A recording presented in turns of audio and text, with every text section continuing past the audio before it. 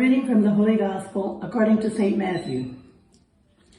Jesus said to the chief priests and the elders of the people, "Hear another parable. There was a landowner who planted a vineyard, put a hedge around it, dug a winepress in it, and built a tower. Then he leased it to tenants and went on a journey.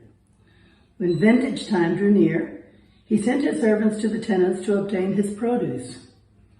But the tenants seized the servants, and one they beat, another they killed, and a third they stoned. Again, he sent other servants, more numerous than the first ones, but they treated them in the same way. Finally, he sent his son to them, thinking, 'They will respect my son.' But when the tenants saw the son, they said to one another, 'This is the heir. Come, let us kill him and acquire his inheritance.' They seized him, threw him out of the vineyard, and killed him. What will the owner of the vineyard do to those tenants when he comes?"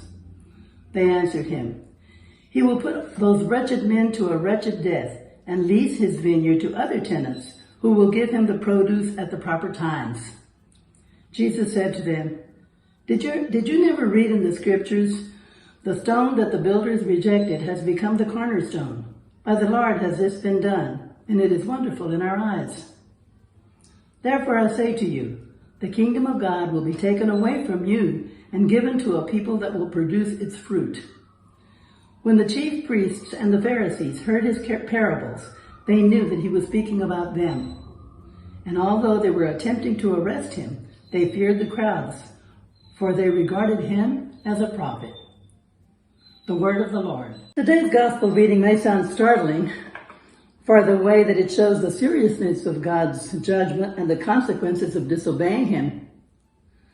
But if we look at it from another angle, we can see the striking tenacity of God's love for us. In this parable, the landowner sends servant after servant to retrieve fruit from the workers that he hired to cultivate his vineyard. He doesn't even spare his own son in his endeavor. In a way, God is like the landowner, and we are like the fruit. God's love for us is so profound that he's always pursuing us. He so deeply wants us to know his love that he never gives up on us. This is why he called Abraham and led him to the promised land. It's why he sent Moses to the Israelites in Egypt. It's why he sent judges, kings, and prophets to his people to call them back to him. And finally, it's why he sent his only son. Still, many of Israel's leaders rejected God's cornerstone in Jesus.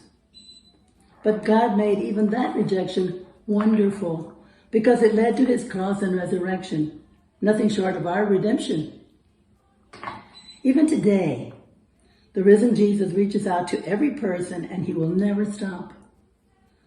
And as his disciples, we now have the joy of laboring in his vineyard. We can reach out to share his love with the same tenacity that God has always shown to try to show us his love. We can help bring his children, the fruit of his vineyard, back to him. Now, there are many applications. The parables of Jesus can have many applications, and here's another one for today's reading.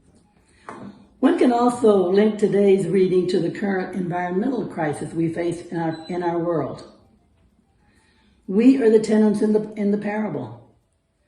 We are provided by God with everything we need to make our vineyard prosper. God gives us the freedom to run the vineyard as we choose, but it is God's. Laudato Si emphasizes that the world is not ours, but God's, who graciously entrusts the vineyard of our world to our care. But as tenants, we have taken dominion over it. We focus on our own gain and treat God's world as our own possession, to do as we please with it. This grieves God, who sends his Son to show us how to relate with nature and share what we have with the needy. Lord, let me and the community respect you and all the poor and needy with whom you identify. Let us be good tenants and do all we can to repair the damage done to your vineyard, which is our common home. Every one of us has been given a vineyard by God, Our families, our communities, our work, our church, our environment, they're all parts of our vineyard. God does not exclude anyone from their vineyard. People exclude themselves by failing to tend the vineyard they've been given. Dios me llamó y me eligió.